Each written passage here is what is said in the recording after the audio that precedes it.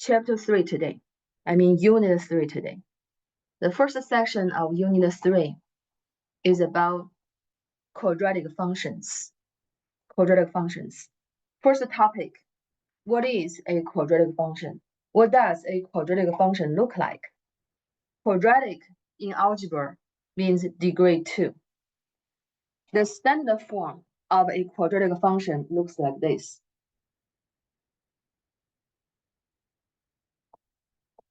F of x equals ax squared plus bx plus c.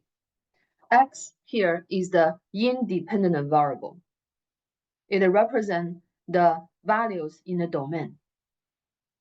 A, B, C here are constants. They are coefficients. A is the coefficient of x squared. B is the coefficient of x. C is the coefficient, is the constant term in the function. We require A non-zero to guarantee the function is a quadratic. Remember, quadratic means degree 2. So the coefficient of x squared cannot be 0. Otherwise, we do not have a degree 2. We do not have a quadratic function. So that's what a quadratic function looks like. We can also change the f of x as y, right? So y equals ax squared plus bx plus c. Also represent a quadratic function. Regarding the graph of a quadratic function, we have 6 different graphs. I mentioned the 6 graphs before. This actually is the second time we're going to look at the 6 graphs. The graph of a quadratic function is a vertical parabola. The graph of a quadratic function is a vertical parabola. Has to be vertical. What is a vertical parabola? A vertical parabola is a parabola either opens up or opens down. Parabola could open to the right or to the left. Those two types of parabolas are horizontal parabolas. They are not functions because they fail the vertical line test. Parabola could also, facing any direction. This one facing top right, is rotated. And those parabolas are not functions either, because you can see they fail the vertical line test. Only vertical parabolas represent quadratic functions. Do you guys remember delta, which is b squared minus 4ac? Discriminant, right? So based on the value of the leading coefficient a and the delta, we are going to have 6 different graphs for quadratic function. Let me draw the graphs. 1, 2, 3, the top 3 and the bottom 3. 2, 3. Okay. If the leading coefficient of the quadratic function is positive, here leading coefficient of the quadratic function is a, okay? Quadratic function has degree 2. So ax squared is the leading term. The coefficient of the leading term is called the leading coefficient. And our book, the Lumen, said lead coefficient. Sounds weird. Leading coefficient, I think is better. So the top 3 graphs are a positive. When the leading coefficient of a quadratic function is positive, the parabola that represents the quadratic function opens upward, okay? And if delta is bigger than 0, the discriminant is bigger than 0, then the parabola opens up and across the x-axis twice. There are 2 x-intercepts. If a is bigger than 0 and delta equals 0, then the parabola sit on the x-axis. There's one x-intercept. The parabola sit on the x-axis. If a is bigger than 0 and the delta is less than 0, in that case, the parabola has no intersection with the x-axis, then the parabola is above the x-axis. All right, so that's three types graphs when the leading coefficient of the quadratic function is bigger than 0. If the leading coefficient is less than 0,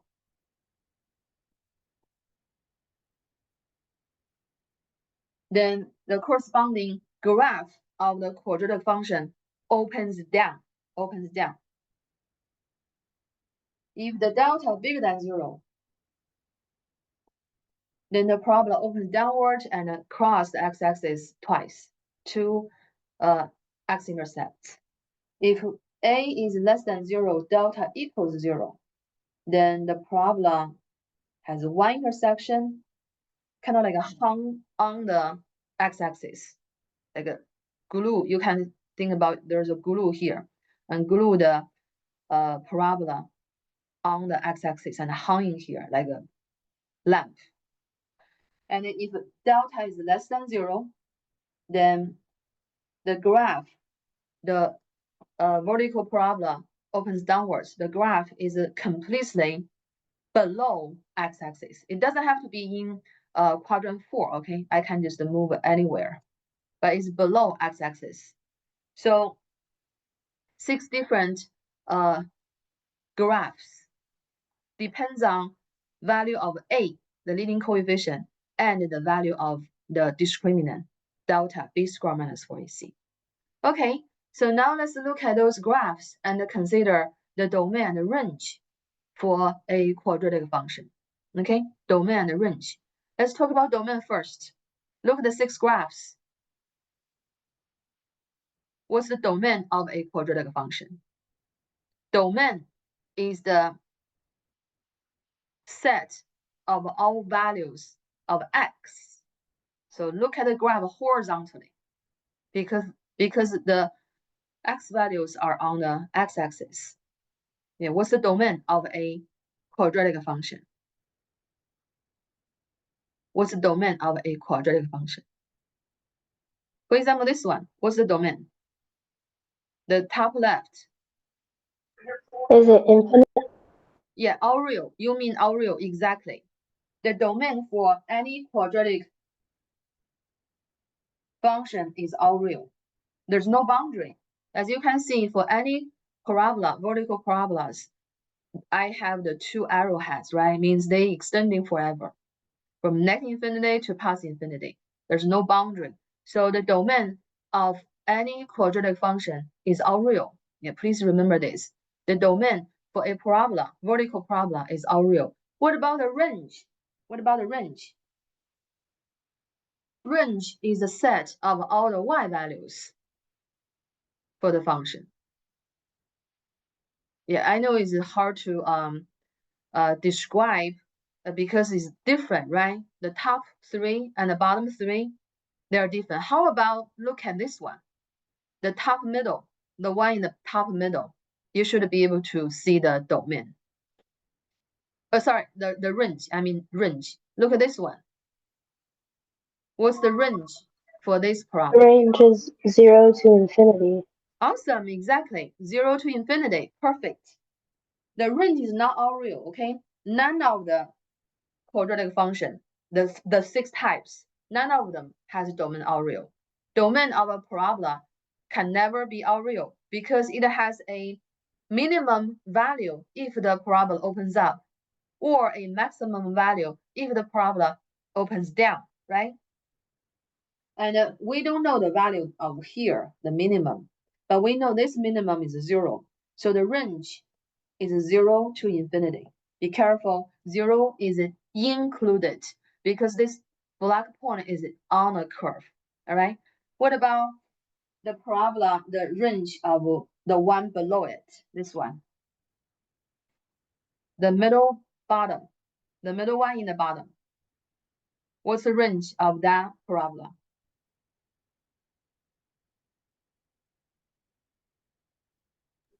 Negative infinity to 0.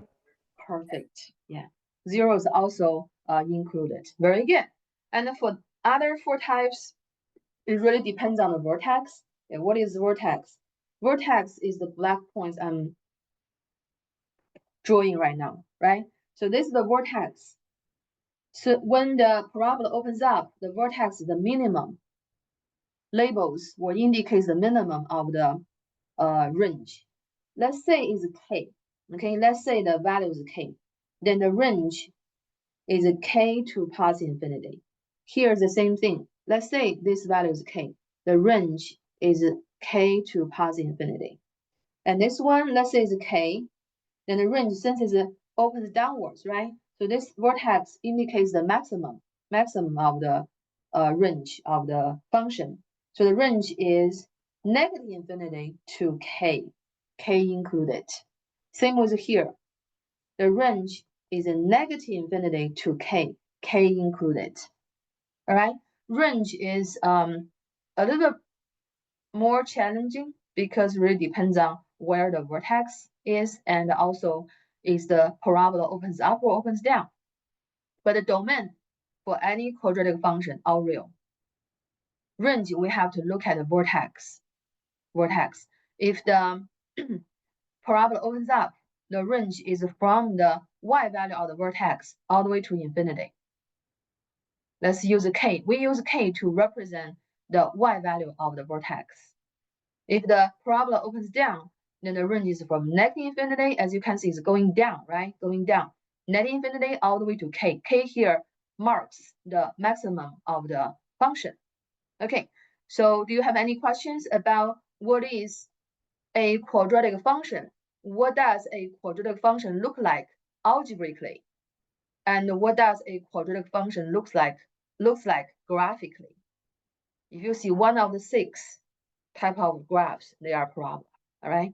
And it's good to have the graph and then you know to find the domain and range easily. Next topic, we are going to learn apply the completing square technique to rewrite a quadratic function in its vertex form. Yeah, what does a vertex form look like? As you can see from the graphs, the vertex is very important. Vertex is very important for a parabola. So there is a form of a quadratic function from the form from which we can identify the vertex directly. And we call that form the vertex form of a quadratic function. Let me write down the formula. F of x equals a times parentheses x minus h to the power of 2 plus k. This is the vertex form of a quadratic function. And what happened to this one?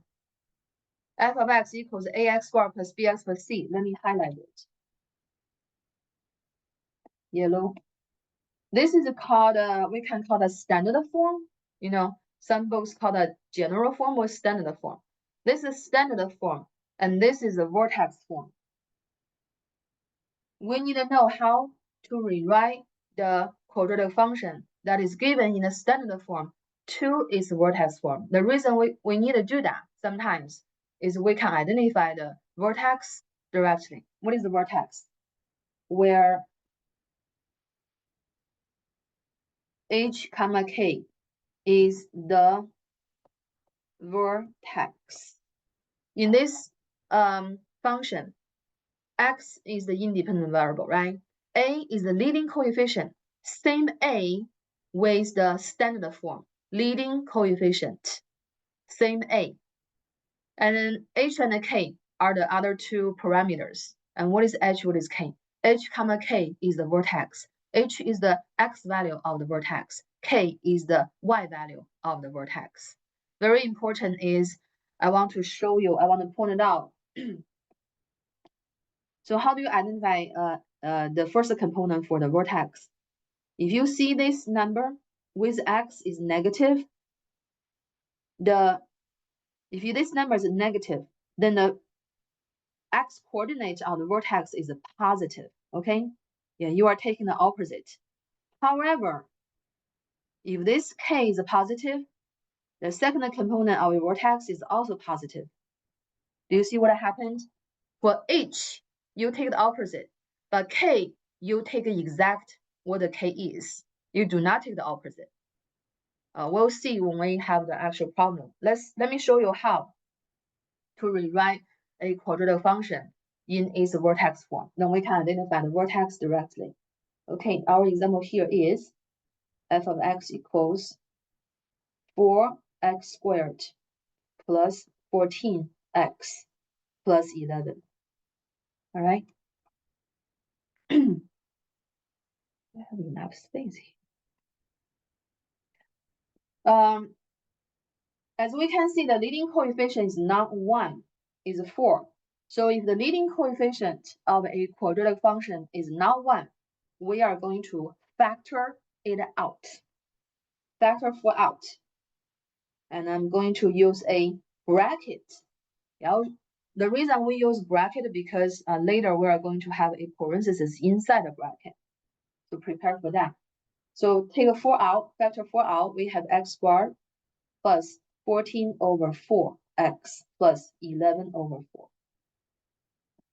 All right, this step, all we did is factor the leading coefficient out. If it's equal to 1, then we don't have to have this step. But if it's different from 1, even it is a negative 1, we need to factor it out like this. And now let's continue. Next step, we're going to complete the square. We're going to match. We're going to keep the first 2 terms in the bracket. And then we're going to add a number in the box and then subtract the number. And then we bring down 11 over 4. 11 over 4 is in the original function, right? So just bring it down. So what happened is we are going to add a number to keep the function unchanged. We cannot just add a number, change the function, right? We have to subtract the same number. And what's the purpose? The purpose is the number we add in the cell can make these 3 terms a perfect square. That's the purpose. I think this is not the first time we do, yeah, now we have enough space. Okay, so those 3 terms has to be a perfect square. And what number can make that happen? You know, the 3 terms can make a perfect square. The number here is going to be very important. The number here is going to be the square of half of the coefficient of x. The square of half of the coefficient of x. The first time we cover this topic, this technique, is when we learn circles in first unit. So this is not the first time. So what is the coefficient of x? Let me hide the control bar. Hide the floating meeting control. Okay.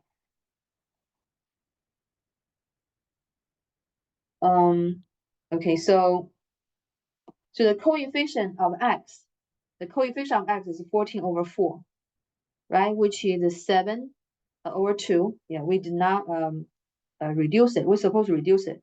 So 14 over 4 or 7 over 2. This is the coefficient. This is the coefficient of x. And what is the half of it? Half of it is 7 over 4, right? Half of 7 over 2 is 7 over 4. And then we are going to raise this number to the power of 2.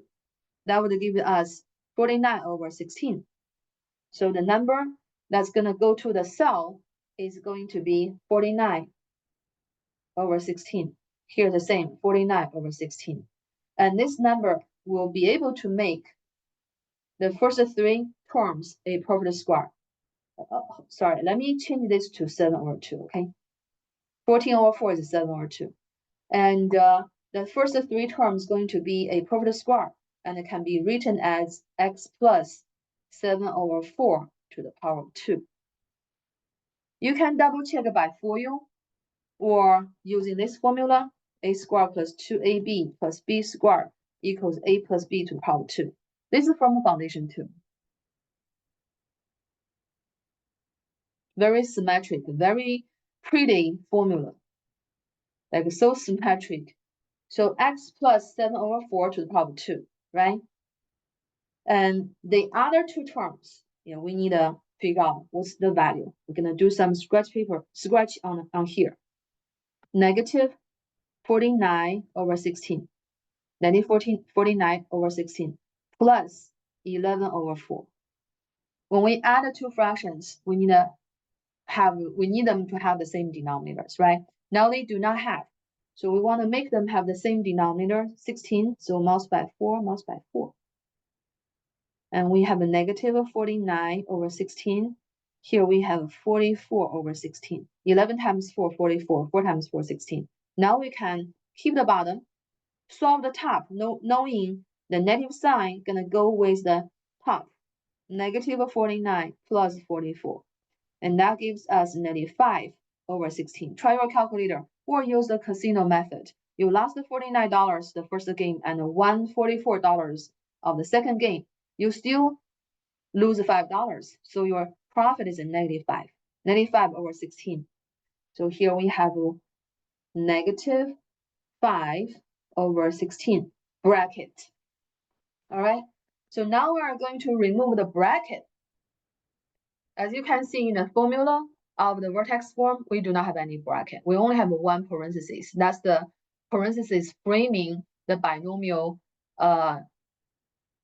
base for the perfect square. So here we distribute, okay? In the bracket, we have two parts, the perfect square and the number. So we have 4 times the perfect square, and then 4 times negative 5/16. 4 is 4/1 times negative 5/16. The result is negative, and then 4 cancel, 16 becomes 4. So negative 5/4. Negative 5/4. Okay, let me write the formula of the vertex form under our result, and you will see we actually done. So the formula is a times parentheses x minus h to the power 2 plus k. Remembering formula is very essential. You are learning a new language. When you learn a new language, of course, you need to spend a lot of time and effort to memorize terminologies, vocabularies, right, and the grammars. So here, as you can see, we do have the original function in the vertex form now. Okay, I need you to tell me the vertex. I need you to tell me the vertex. And the main purpose to rewrite the function in the vertex form is we're able to see the vertex directly, right? Anybody can tell me what's the vertex? Negative 7/4 minus, and then a negative 5/4. You are great, perfect, and you do not mess up. You do not make the common mistake. Very good. So the 8 is going to be the opposite of this number. Okay? You do not get confused or struggle with a negative. Just look at the number that is with the variable x. Okay? And take the opposite of that number. So the number with x is a positive 7/4. We take the opposite, so negative 7/4. But for k, let me use a different color. Maybe this color. For k, we're going to keep the number. Do not take the opposite. It's a negative 5/4. And that's the vertex. It's in quadrant 3, right? Okay, tell me, is the parabola, which represents the graph of the quadratic function, opens up or opens down?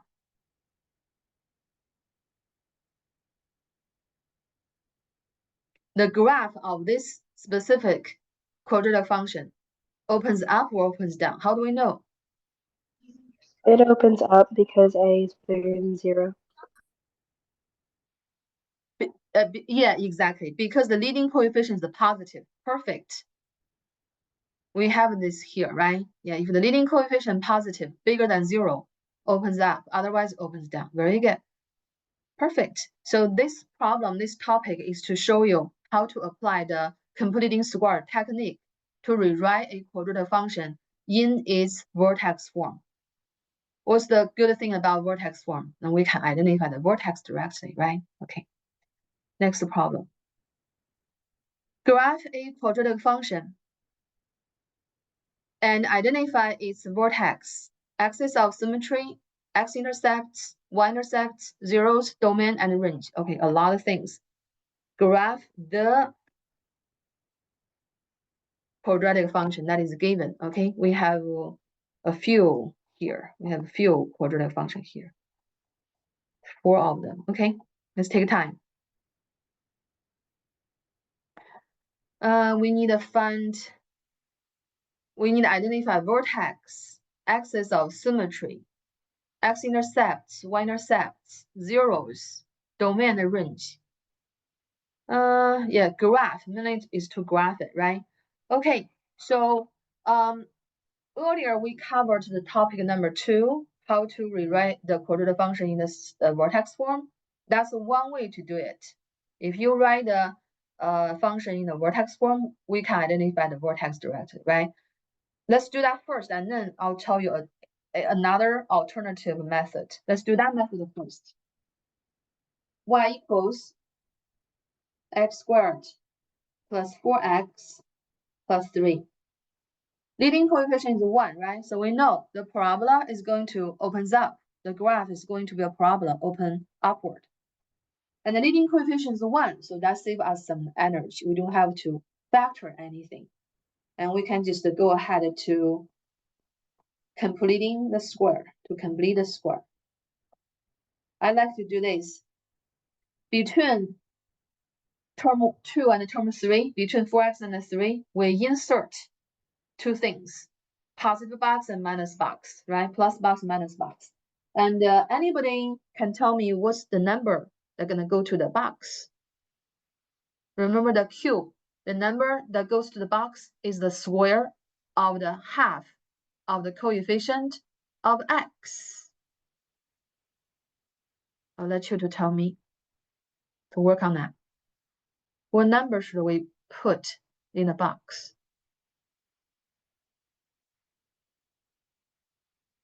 Yeah, you should, when you take notes, you should write this down. The number is the square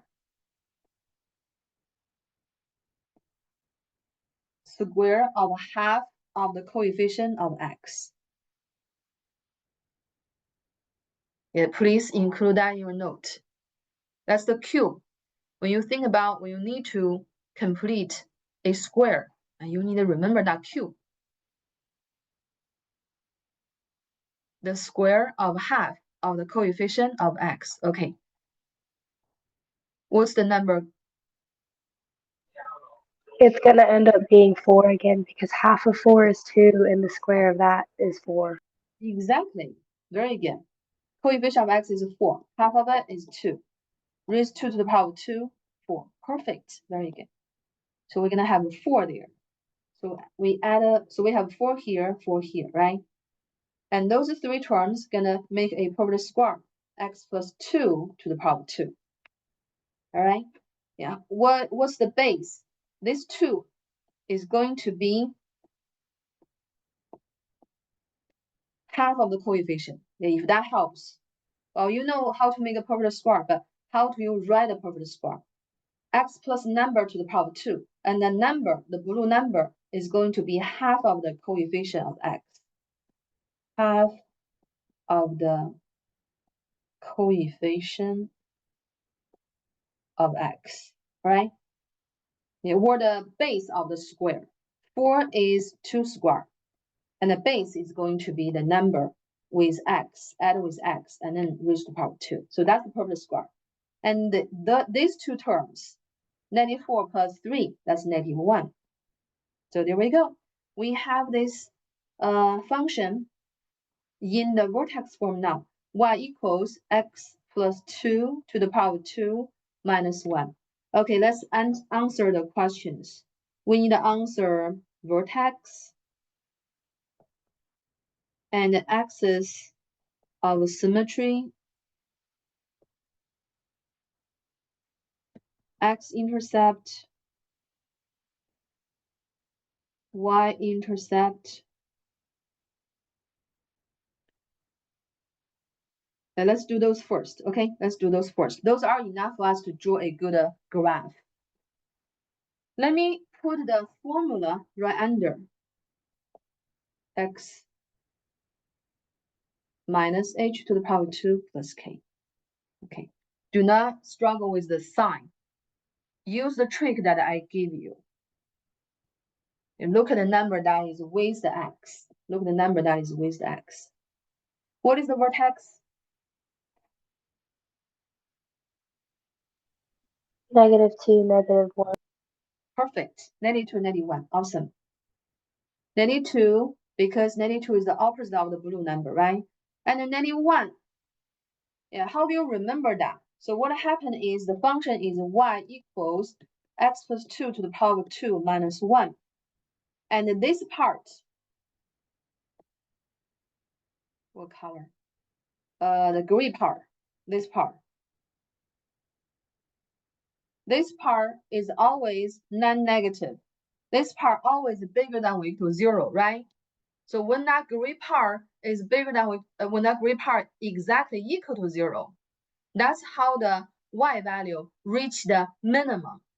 Why is the minimum? Because we agree the parabola gonna be facing upward, right? Like this. So it has a minimum. The minimum is going to be the y value of the vertex. And the minimum is reached when the gray part is 0. When the gray part equals 0, y equals a -1, not positive 1, right? And what will make, which value of x will make the gray part equal 0? X has to be -2 in order for the gray part to be 0. If you make x be positive 2, you don't have a minimum. Because if x is positive 2, this gray part is not 0. Right? It's going to be bigger. It's going to be a positive and make the y value bigger, not going to be the minimum. So this understanding will help you to identify the vertex from the vertex form. Yeah. Why do we need to flip the sign for the 2? But we need to keep the -1 exact. Because -1 right here is the minimum, right? There's no reason to flip it. But x has to flip it because the opposite will make the gray part be 0.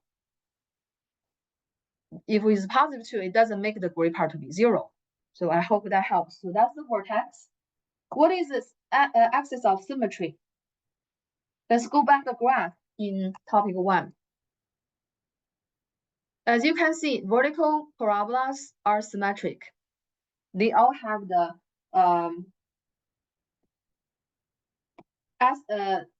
axis of symmetry. What is axis of symmetry? Is this line, vertical line. Vertical line that passing through the vertex. This is the axis of symmetry.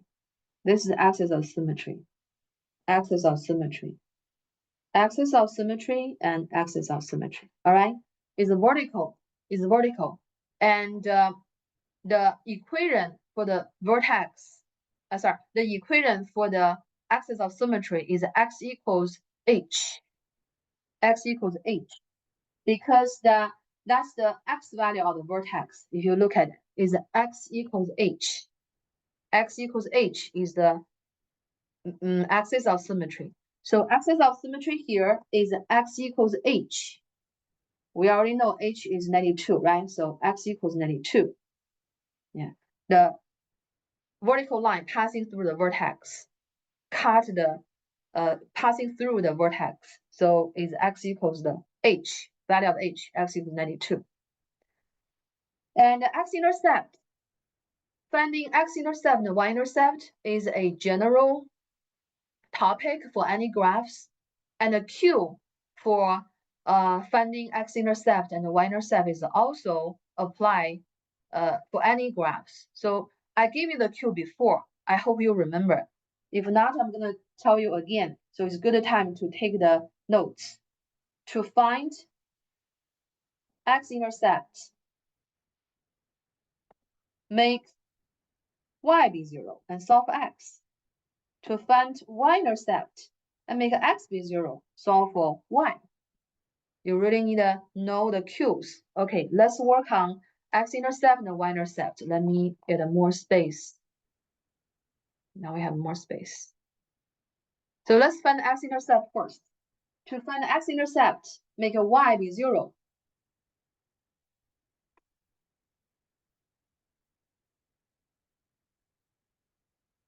The function is y equals x squared plus 4x plus 3. So I would, we can make y be 0 in a standard form, or we can make y be 0 in the vertex form.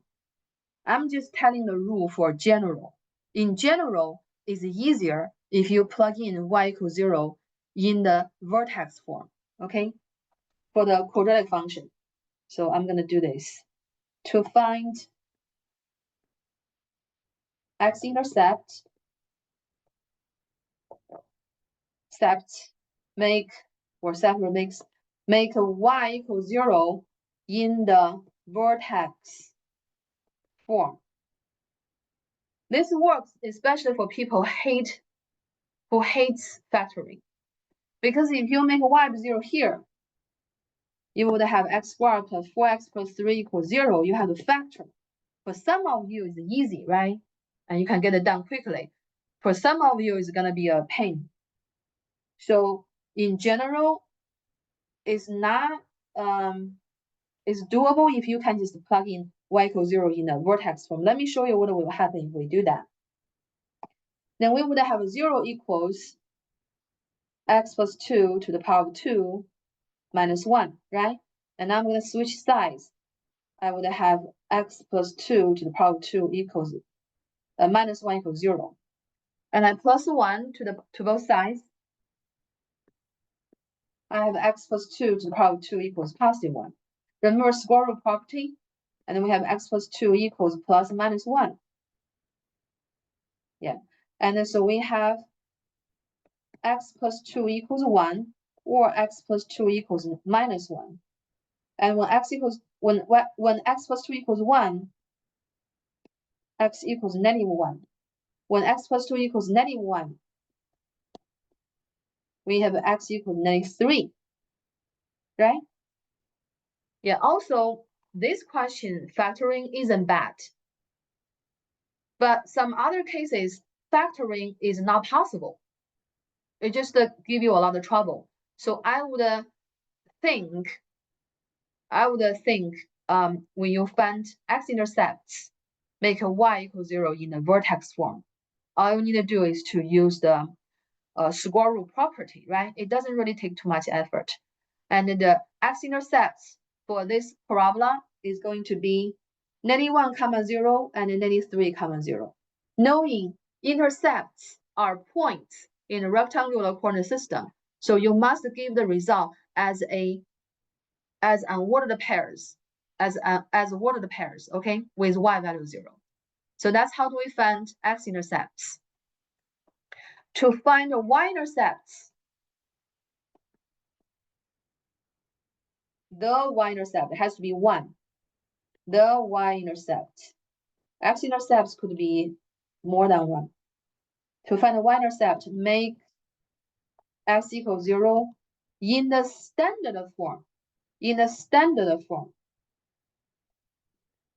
Okay, the standard form is y equals x squared plus 4x plus 3.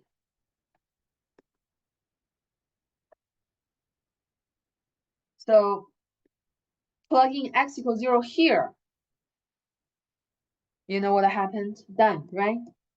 Because plugging x equals 0, this term disappear. Plug x equals 0 here. Those gray part disappear. So y equals 3. So the y-intercept is 0, 3. 0, 3. 0, 3. And that's y-intercept. Is that clear, everybody?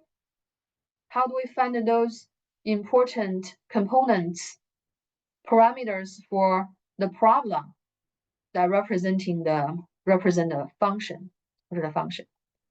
Okay, now we have everything that we have, and we are ready to draw the graph. I'm gonna draw the graph. Where do I draw the graph? I'm gonna draw the graph here.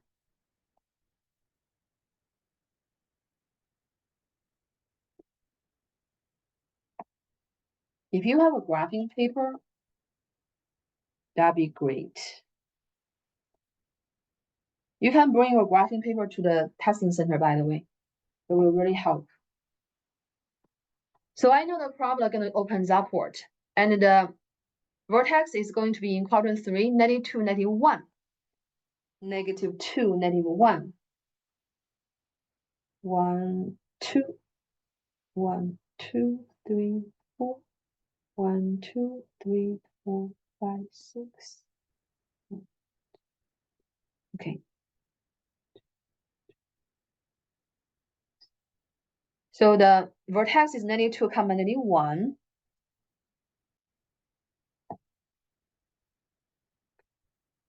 Right here, quadrant 3. And axis of symmetry is going to be this straight line.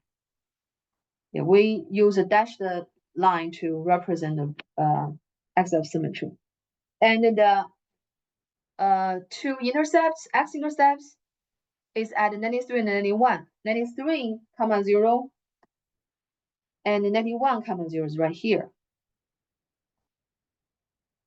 Okay, and the y-intercept is 0, 3. 1, 2, 3 is right here. And those points would be enough, was sufficient for us to draw a very nice parabola. Let's connect them and draw a smooth parabola opens upward.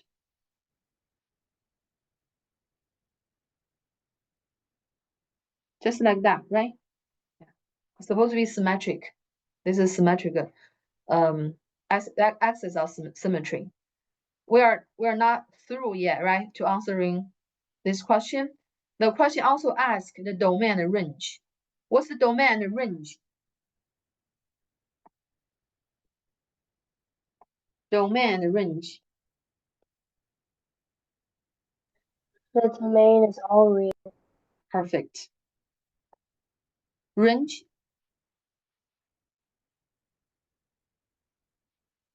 Is it -3 to infinity? This is a -1. Oh, the -1 to infinity. Yeah, -1 to infinity. So how do we know the lower bound since it opens upward, right? So there's a lower bound for the range, the minimum. The minimum is -1. The minimum is -1.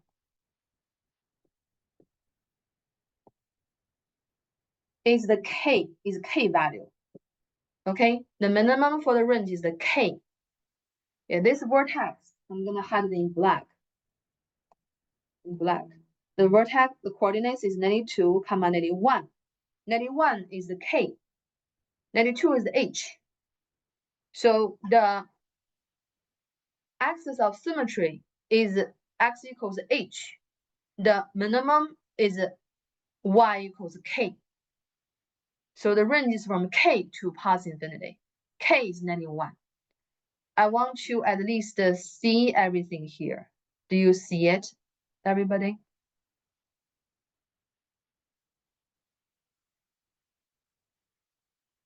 Do you have any questions? This is a big project, right? We spent quite a lot of time on it. No, I don't have any questions. I'm sorry, yeah. Sorry, I said I don't have any questions. Okay, thank you.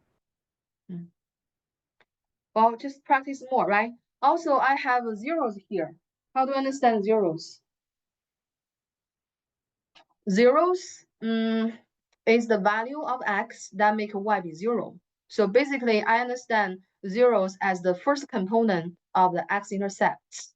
Since the parabola has two x-intercepts, -1, 0, -3, 0.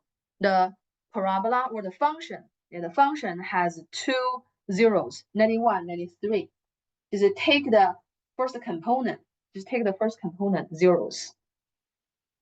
Later, we have a topic to talk about the difference or the connection between x-intercepts, zeros, roots, solutions. In essence, they're actually, the same, or at least interchangeable. Let's practice more. Same requirement, all right? I'm gonna get more space. for this problem. All right, y equals negative x squared plus ax minus 11. Okay, this time how about I use the second method to process this problem? I mentioned two methods, right? First problem, we use the vertex form to find the vertex. And this problem, we're gonna use a different method. Give me just a couple minutes. I'm going to prove you a formula. If you don't like completing square, please pay attention to this, okay? So let's say we have function y equals ax squared plus bx plus c. A here is non-zero to make sure the function is a quadratic degree 2. And we can completing square by doing this. A, take A out, factor A out, same process. And we have x squared plus b over a, x plus c over a. And in the bracket, we are going to add a number and subtract a number and plus c over a. And then continue. Yeah, what I'm doing right now, I'm deriving the formula I'm trying to give you. And what number goes to the box? The number that goes to the box is going to be the square of b over 2a. Is going to be the square of b over 2a. All right. So those three terms gonna make a perfect square, and it's going to be x plus b over 2a to the power of 2. And those two terms, yeah, we're gonna take a little time to organize everything. So this is negative b squared 4a squared and plus c over a. C over a, we wanna, the fraction has the same denominator, so 4a,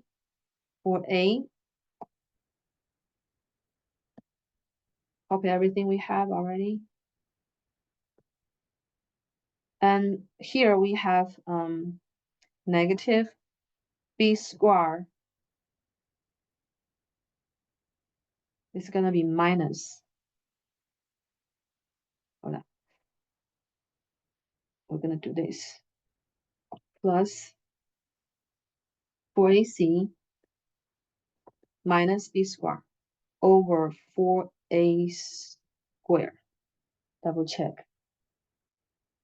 C over 8, 4ac over 4a squared, b squared, 4a squared but negative. So added the two fractions together, denominator is 4a squared, numerator is 4ac minus b squared. Okay, now we remove the bracket, we have a times x plus b over 2a to the power of 2, and then plus 4a. A gonna cancel one of the a in the denominator, 4ac minus b squared.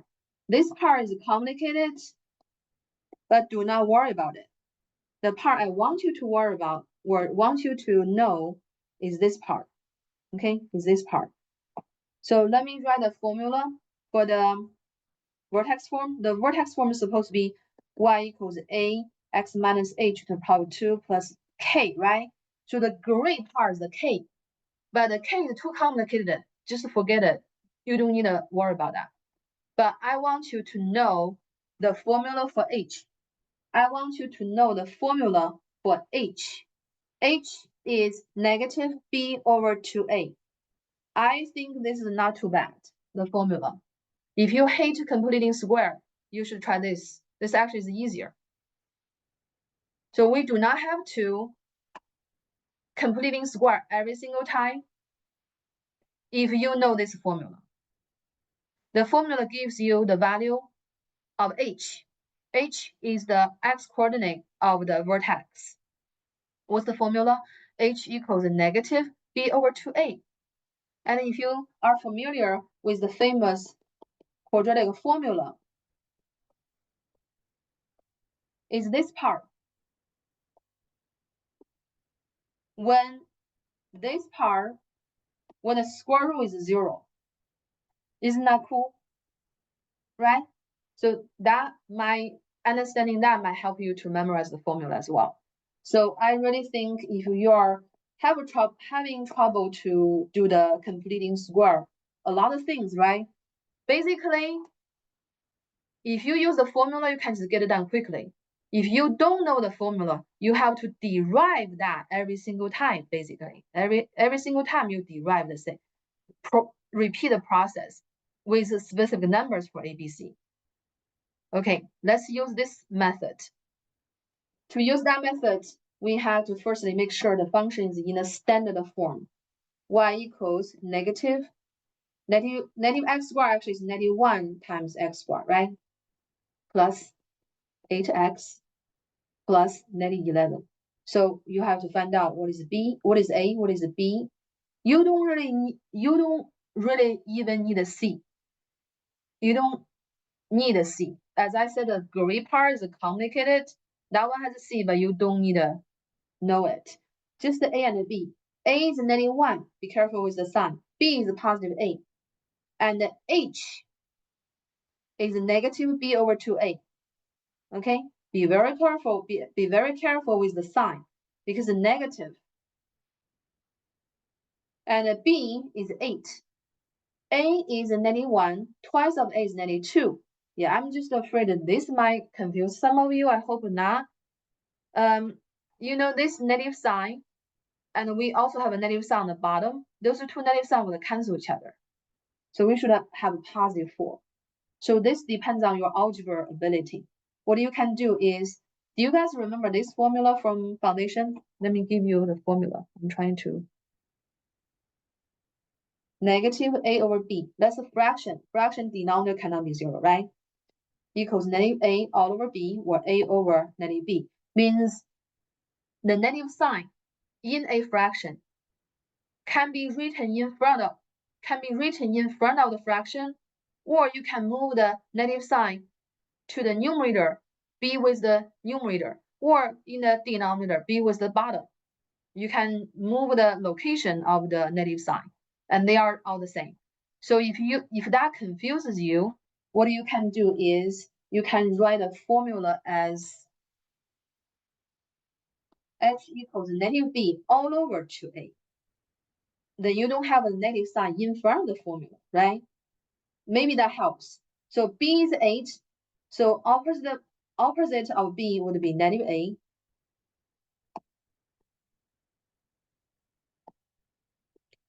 A is -1, twice of A is -2, so negative then cancel each other, so it's positive 4. If that helps, okay, is the algebra part. So now we have the H. We can just plug in H equals 4. H, by the way, is the value for X. Yeah, we can just plug in X equals 4 to find the corresponding K. Plug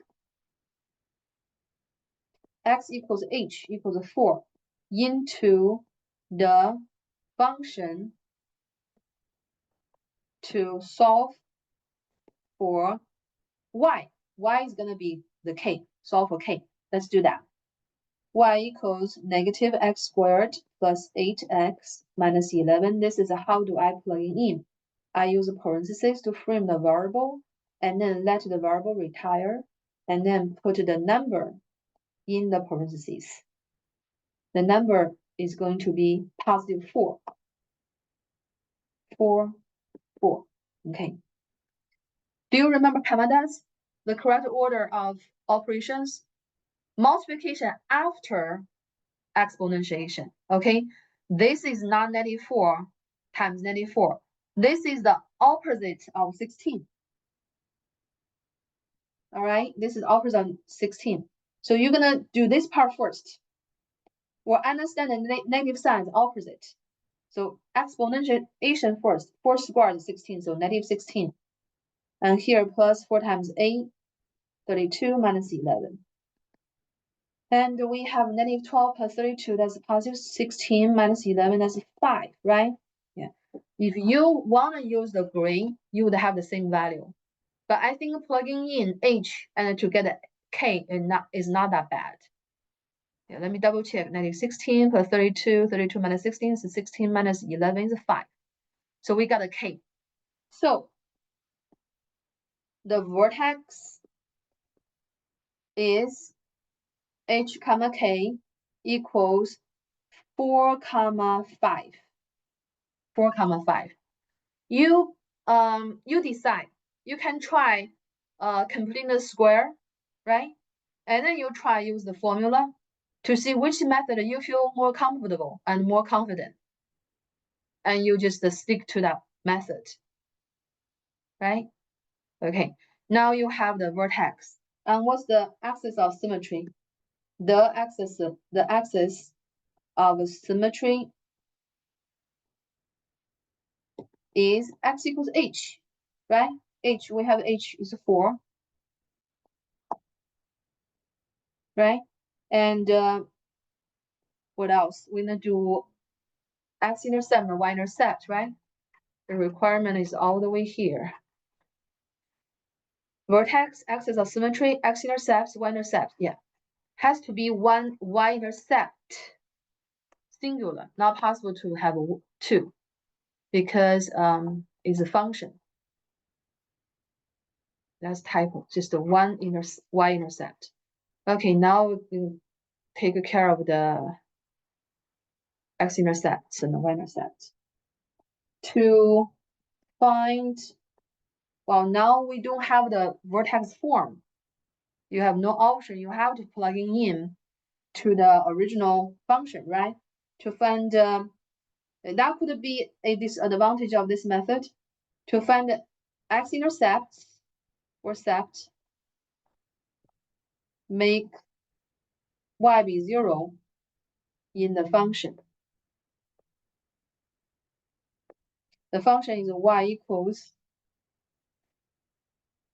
negative x squared plus 8x minus 11. Negative x squared plus 8x minus 11. Always double check the details. Mathematics is very strict. Negative x squared, negative 1, positive 8 minus 11. Okay. Make y be 0. Am I going to play with this by using my sine and sine method? Everything move to the left. The reason this time I don't switch sides because the right side, on the right side, x squared is negative. I don't like negative. So if I move it to the left, it's going to become positive. I move negative x squared over, become positive x squared. I move ax over, it becomes negative ax. I move negative 11 over, become positive 11. Right? X squared minus ax plus 11 equals 0. Okay, so yeah. It's not factorable because 11 is a prime. We would have to use the quadratic formula, right? Quadratic formula, A is 1. For this left side, okay, it's different from the original function. A is 1, B is negative 8,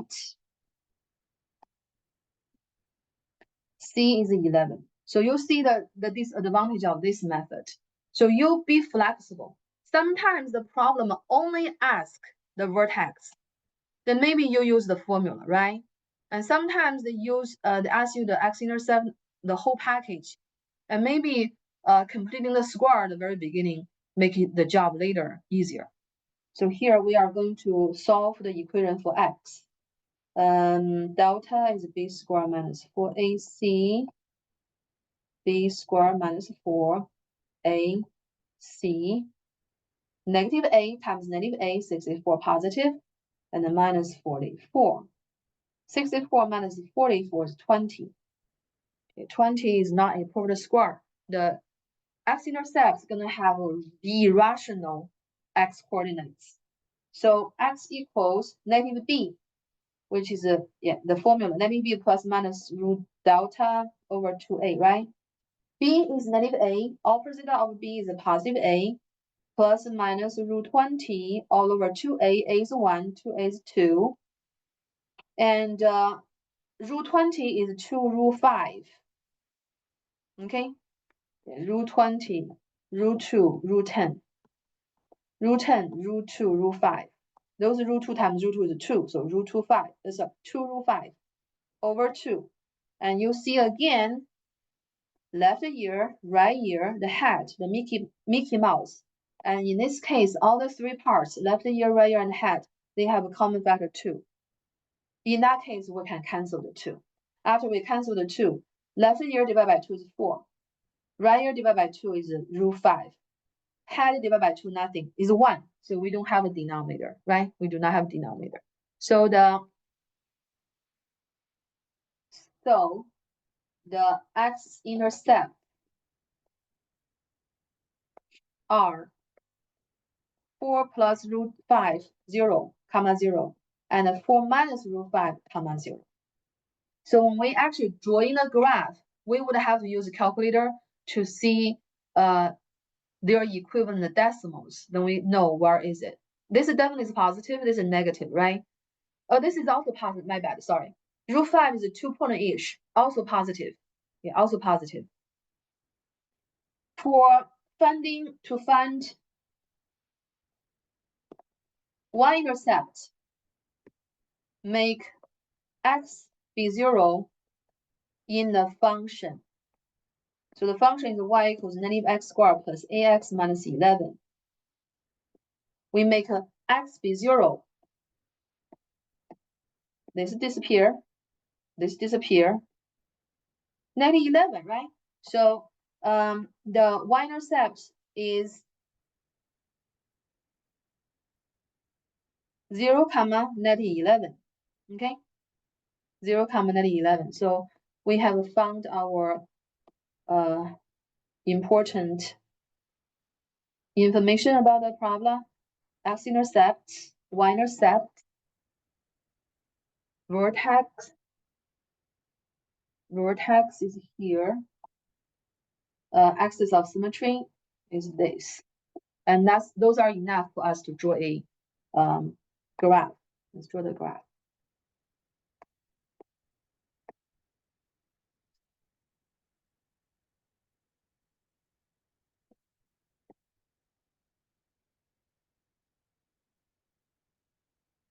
Let's see.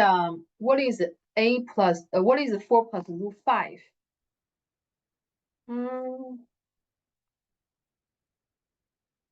Okay, I'm gonna use the calculator. Is the sharing function of Zoom is not as good as the Ultra that I used to use, so you might not see my calculator. You can do that on your calculator as well, and we can compare the result. I just want to know what's the decimal for 4 plus root 5 and 4 minus root 5. So 4 plus root 5.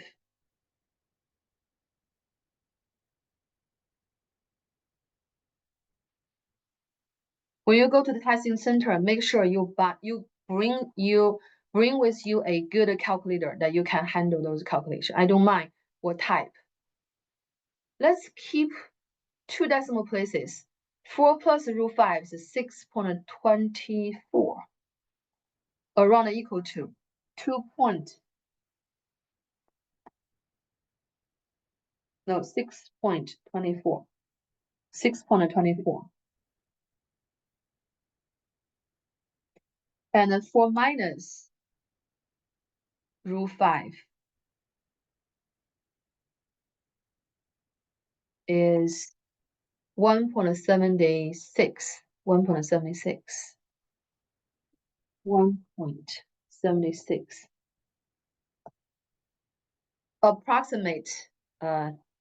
Approximately, right? Okay, let's find the what is it? Vertex first. Vertex 4, 5. 1, 2, 3, 4, 5. 1, 2, 3, 4, 5. 1, 2, 5. Okay, so look at the leading coefficient of the original function. Is our parabola opens upward or downward? Negative x squared plus ax minus 11. Is our graph a parabola opens upward or opens downward?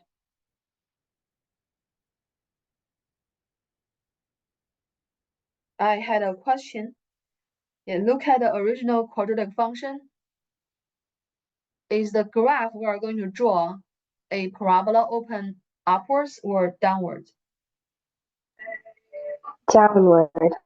Awesome, exactly, downward, because the leading coefficient negative. Awesome, very good, downward. So the vortex is 4, 5. 1, 2, 3, 4. 1, 2, 3, 4, 5 here. And x-intercepts 1.76, 1.76 around here. 6.24. 1, 2, 3, 4, 5, 6. This is around here. Yeah, you can tell from the symmetry as well.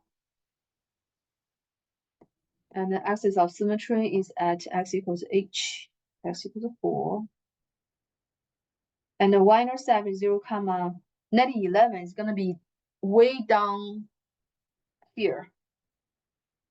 1, 2, 3, 4, 5, 6, 7, 8, 9, 10, 11.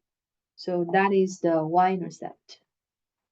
Okay, those information are good enough for us to draw a very good problem.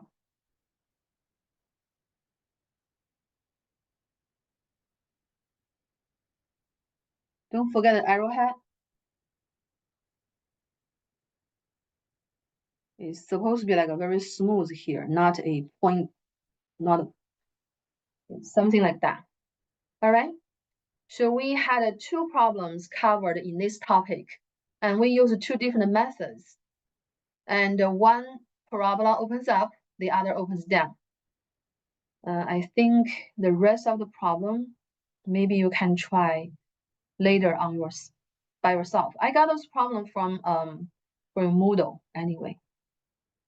Okay, those are going to be very time consuming to cover everything. This topic number 4. Write a function that represents the given problem. Earlier, we are given the function and we draw the graph for the function. Now we are given the graph of the function. We need to find out the function that corresponding to the graph. Okay, this might be a little bit easier. Let's look at this problem. The parabola opens downward. What does that mean? A has to be less than 0, right? And the vertex is here. Yeah, vertex I can see clearly. The vertex h comma k is -3, +4 in quadrant 2. Yeah, hk I know hk. H is -3, k is 4. And the thing is the 2 zeros, the 2 x-intercepts, I'm not sure because it's not on the convenient. It's not like a integers. It's gonna be a decimal. So we cannot use that piece of information. In order to know the function, we need to know one more thing. If I know the y-intercept, I would be great, but I don't have it here, And I look at the graph, I think maybe I can use this point.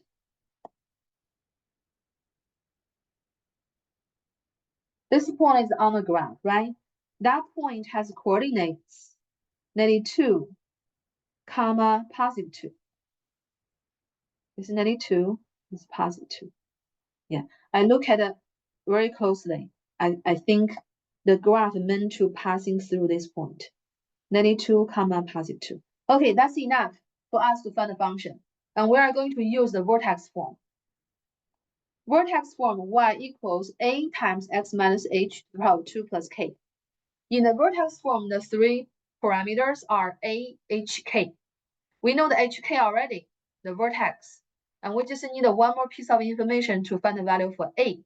And we know this point, I can highlight it in black. And that black point is on the graph. And look very carefully. It means that point passing is on the graph. The graph passed through the point. So we can use that. Firstly, we're going to plug in h and k.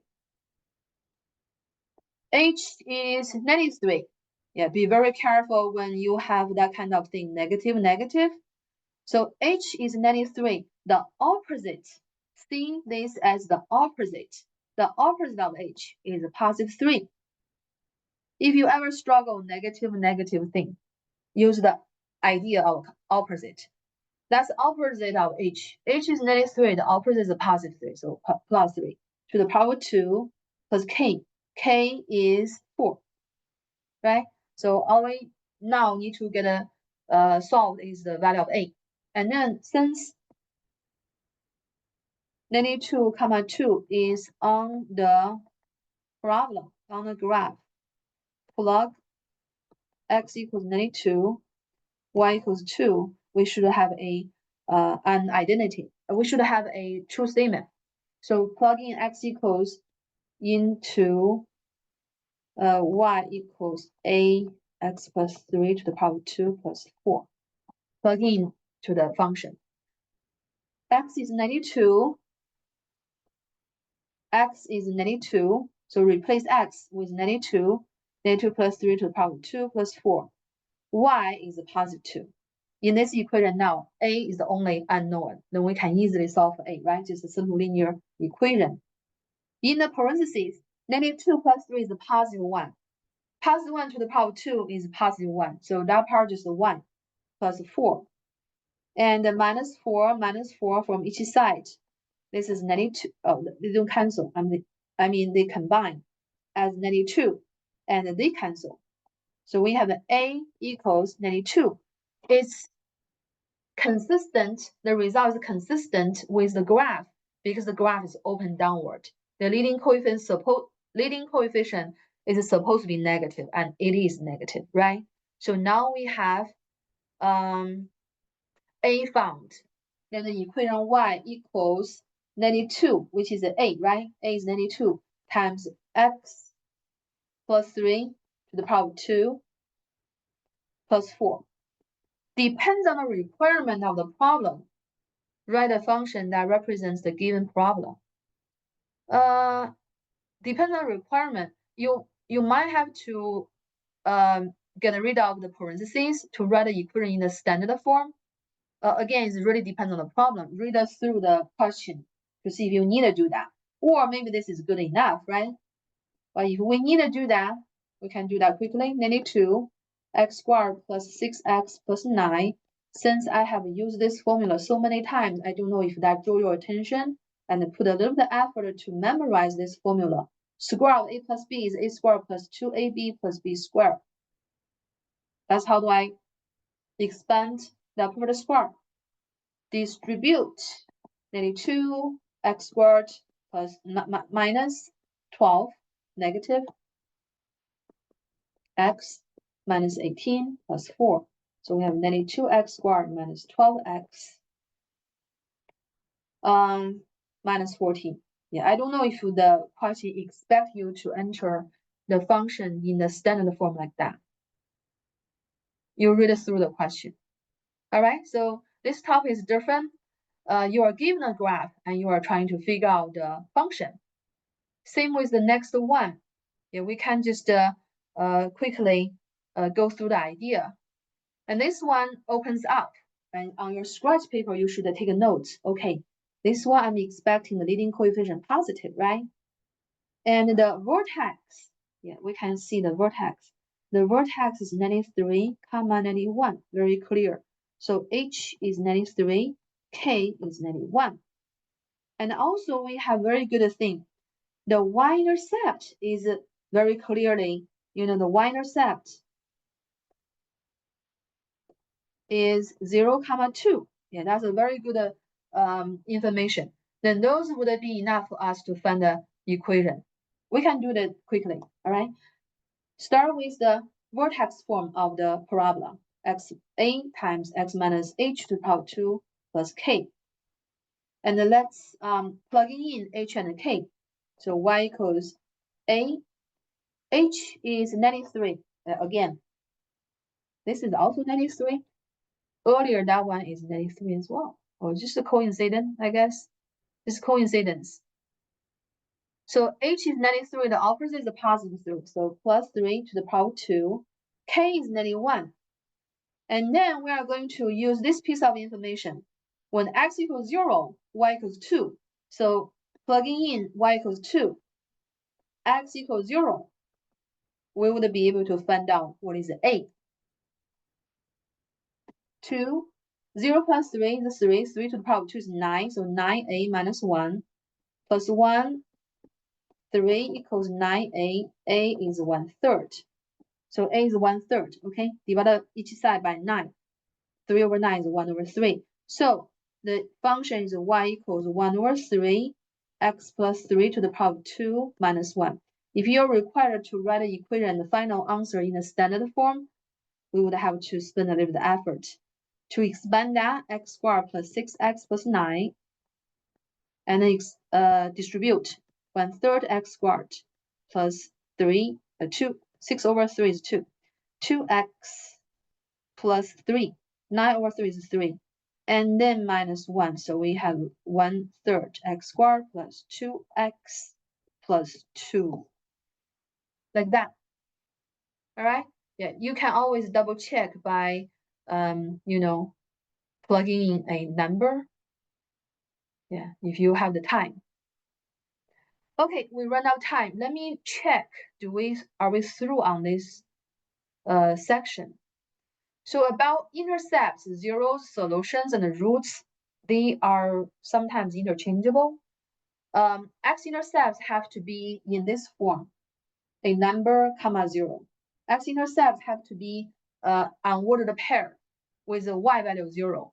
And the zeros actually is just one number, is the x-coordinate of the x-intercepts. Solution, we talk about solution when we solve an equation. We talk about x-intercepts, zeros, roots when we talk about function. And zeros and roots, they are interchangeable. They are just the values that can make the function y value be 0. So roots are also zeros. Sometimes you see the Lumen ask you to write the roots as a pair. Well, you just follow. Technically, I think the roots supposed to be the same with zeros, is a one number. But if the question specifically asks you to write the roots as a unordered pair, do so. We do have one problem, one topic to cover is the application of the quadratic function. We would have to do that next time. All right, guys, that's everything for today. Thank you for coming. If you ever have any questions, you are welcome to email me. I'll see you on Thursday. Thank you. Goodbye. Goodbye. Bye. Have a good one. Bye. Bye. Wait, Miss Gu, Yeah, Max, you get me? yeah. Did you get me down on attendance? Not yet. I'll fix it. Okay, thank you. I'll fix it now. Yeah. Thank you. Have a good one. You too.